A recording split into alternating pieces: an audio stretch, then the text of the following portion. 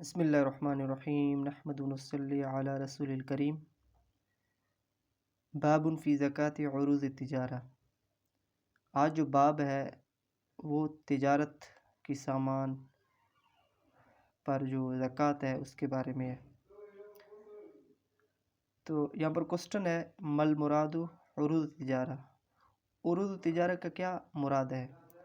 العروض جمع عرض، یہ عرض کا جمع ہے، بإسکان الراء وهو ما عد لبیع وشراء لأجل ربح، یعنی کہ جو سامان تیار کیا جائے بیچنے کے لیے اور خریدنے کے لیے، لأجل ربح پروفٹ کمانے کے لیے، یعنی کہ پروفٹ کے واسطے اس سامان کو تیار کیا جائے یا بیچا جائے وہ یا خریدا جائے، تو اس سے مراد، اس سے مقصود کیا ہو؟ وہ ربح ہو، پروفٹ ہو۔ سمی بذلک لأنہ یعرض لیباع ویشترى، یعنی کہ عرض اس کو کیوں کہا جاتا ہے؟ کیونکہ وہ چیز پیش کیا جاتا ہے، عرض یعنی کہ وہ چیز پیش کیا جاتا ہے تاکہ اس کو بیچا جائے یا خریدا جائے۔ او لأنہ یعرض ثم یزول، تو سب سے پہلے قرآن مجید کی دلیل، اس کے بعد سنہ کی دلیل، اور تیسری جو ہے وہ اجماع کی دلیل۔ تو پہلے دلیل کو لیتے ہیں، والدلیل علی وجوب الزکاة فی عروض التجارہ قولہ تعالی خذ من اموالہم صدقۃ تطہرہم وتزکیہم بہا۔ تو یہ آیت بہت دفعہ آیا ہے کیونکہ یہ عام آیت ہے جس میں بہت ساری، یعنی کہ جانور ہو یا نقد ہو یا تجارت کا سامان ہو، سب آ جاتے ہیں۔ تو صدقہ کا یہاں پر جو صدقۃ المفروضہ، جو فرض کیا گیا صدقہ ہے زکوٰۃ، وہی اس سے مراد ہے۔ آگے اللہ تعالیٰ فرماتے ہیں وقولہ تعالی والذین فی اموالہم حق معلوم للسائل والمحروم، اور وہ لوگ جو ان کے مالوں میں معلوم کیا ہوا حق ہے، کن کے لیے؟ سائل اور محروم کے لیے۔ تو آگے وعروض التجارہ ہی اغلب الاموال فکانت اولا بدخولها فی عموم الآیات، یعنی کہ یہ بھی اس آیت کی معنی میں آتا ہے، اس آیت کی عمومیت میں آتا ہے، کیونکہ یہ آیت عمومیت کا اظہار کر رہی ہے۔ تو آگے ورویہ ابو داود عن سمورہ، ابھی حدیث سے دلیل دے رہے ہیں، کان نبی صلی اللہ علیہ وسلم یأمرنا ان نخرج الزکاة مما نعدہ للبیع، نبی اکرم صلی اللہ علیہ وسلم نے ہمیں حکم کیا کہ ہم نکالیں زکوٰۃ اس سے جو ہم نے بیچنے کے لیے تیار کیا ہے۔ تو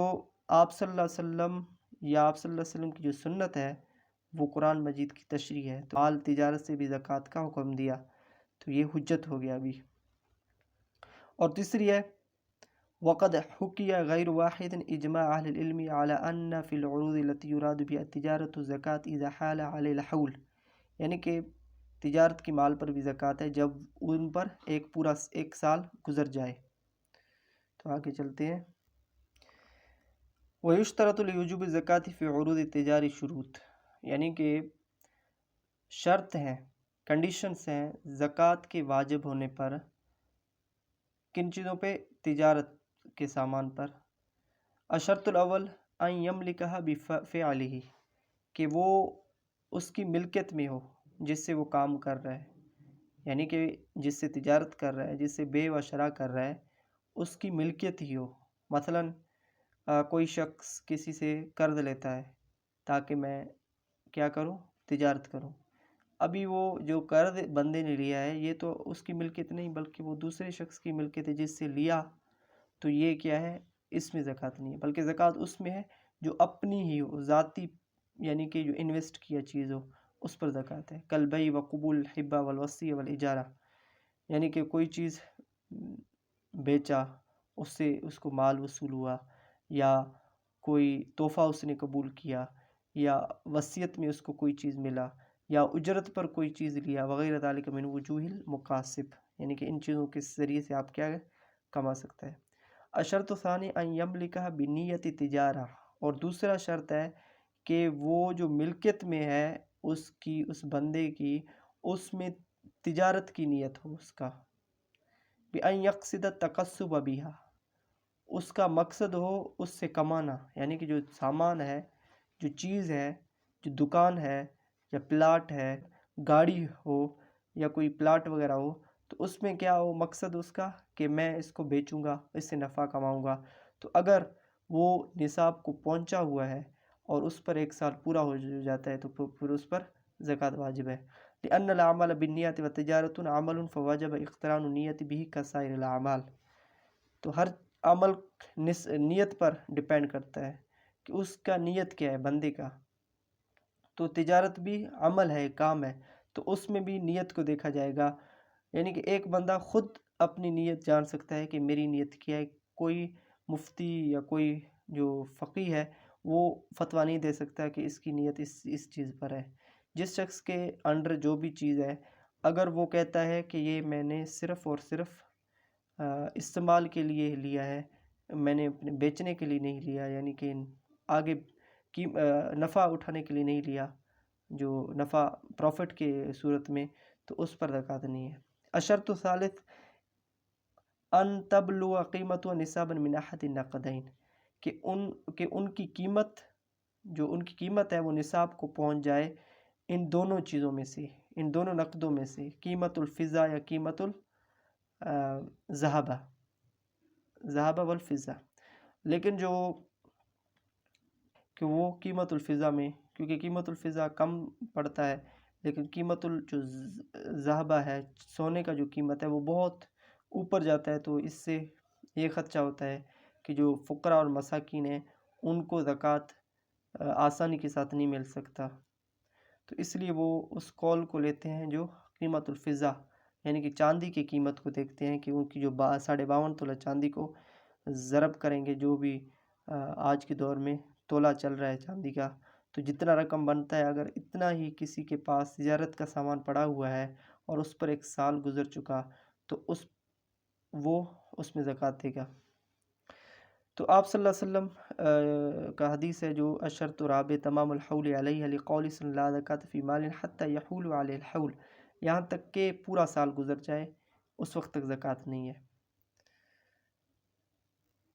آگے وکیفیت اخراج زکوٰۃ العروض انہا تقوم عند تمام الحول بأحد النقدین، تو تجارت کا زکوٰۃ نکالنے کی جو کیفیت ہے وہ اس طرح بیان کیا جا رہا ہے کہ جب حول سال گزر جائے ان دونوں میں سے کسی ایک چیز کی نصاب کو، یعنی کہ اس طرح کے جو نصاب ہو وہ سونا اور چاندی کے کسی ایک کی رقم کو پہنچ جائے، مثلاً میں کہتا ہوں کہ 7.5 تولہ سونے کا جو رقم ہے آج کے دور میں 12 لاکھ ہے، تو کسی کے پاس اگر تجارت کا سامان 12 لاکھ پڑا ہوا ہے، 12 لاکھ کا پڑا ہوا ہے اور اس کے سال گزر گیا تو وہ دے گا۔ اگر میں کہتا ہوں کہ چاندی 52.5 تولہ کہ اس پر میں نصاب حساب کا لگاؤں گا نصاب کا، تو اس کا 3-3.5 لاکھ اس طرح بنتا ہے، تو بہت بڑا فرق ہو گیا، تو اس لیے علماء ہیں ان کی جو قول ہے وہ نہیں کہ فضا پر ہے۔ تو آگے ویجب علی المسلم الاستقصاء والتدقیق ومحاسبۃ النفس فی اخراج زکوٰۃ العروض، یعنی کہ مسلمان پر واجب ہے کہ وہ ان جو یعنی کہ جو ٹیکنیکل چیزیں ہیں، بہت ساری پیچیدگی ہیں ان میں سے، تو ان میں وہ اپنے آپ خود فیصلہ کرے زکوٰۃ جو تجارت ہے اس کو نکالنے کا محاسبت شریک شحیل شریکی، جیسا کہ پارٹنر سے کیا جاتا ہے، جو بزنس پارٹنر ہوتا ہے اسی کے ساتھ ہر سال حساب کیا جاتا ہے، اسی طرح بندہ حساب کرے۔ تو یہاں پر آج کا لیکچر ختم کرتے ہیں، جو پوائنٹس